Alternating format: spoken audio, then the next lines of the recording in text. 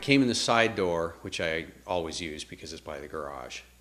And that's probably the scariest thing, is there was nothing amiss. This guy had broken into a side door. So a back door, not the side door that I came in. So there was no indication that anybody was in the house at all. And that's probably the scariest thing. The thing I figured out about this is that, especially with what happened to me, I saw, if I would have done this, he would have had to do this.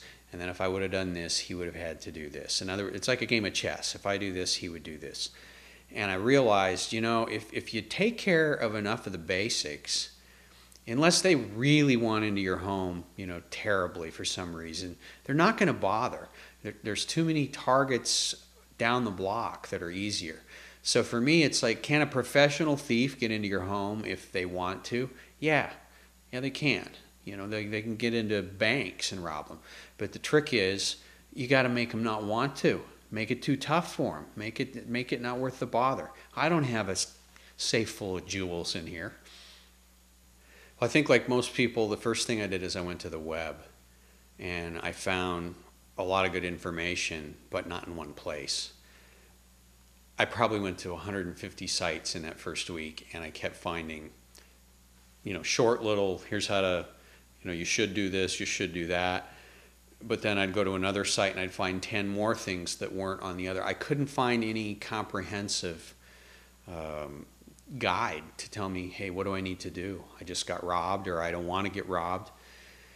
And on the other end of the spectrum, I went to the bookstore, and found some manuals that were just, it was like, this is too much. I don't need to know how the circuitry of an alarm system works, or I don't need to know the science behind an infrared sensor. I needed to know, look, these are problems in your home that are potential problems in your home, and how to fix them. And I had a hard time finding that. The book is intended, I hope, for people who haven't yet been crime victims. I realize, like me, most of the people seeking that kind of information are crime victims who now want to do something about that. But I really wanted to put the book together because of my experience in trying to find the information. I've been in content creation my entire career, on the television side and in newspapers. So I know how you go about researching a topic and putting together solid information based on what the experts tell you. So that's what I went about doing. The checklist is smack in the middle of the book. It's like the meat. It's like, take this test. It's a self-test that really, once you've completed it, lets you know, okay, I did these things. I don't need to worry about this.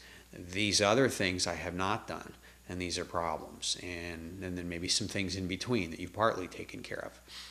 So the book is set up then thereafter in the chapters that follow the book, that follow the checklist, to walk you through, okay, if you had problems in the checklist, then here's what you need to do about it. So you don't need to read the whole book.